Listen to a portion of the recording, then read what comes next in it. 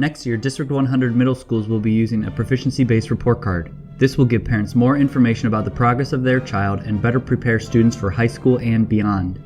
In traditional classes at our middle and high school, a teacher will focus on a handful of skills.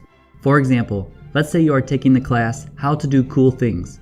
Your teacher might focus on skills like riding a bike, throwing a ball, spinning a bow staff, and the groove jam. In this class, for the first skill, riding a bike, the teacher has shared that she wants you to be able to ride safely and all by yourself. She said that in order to do this, you need to first understand safety protocols, and will likely want to first see if you can ride for at least 45 seconds with training wheels or a push start before you try alone. You start learning the skill riding a bike in January. In February, there is a safety quiz, and you score a 2 out of 10. In March is the first riding test, and you fall twice within a minute. In April, you retake the safety quiz and score 10 out of 10. And in May, you try again and go around the whole block without a push start and no training wheels.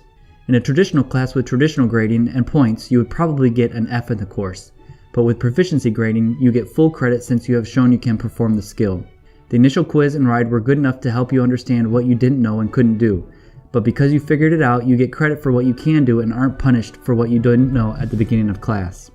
In a proficiency report card, you are also able to better understand what areas you still need to work on. So although you're pretty good at riding your bike and it looks like you can throw a ball, you still need to work on your bow staff and groove jam skills. A traditional report card doesn't show you which skills you need to work on most. So you might get a C, but you don't know what skills your teacher thinks you can and can't do in order to bring that C up to an A.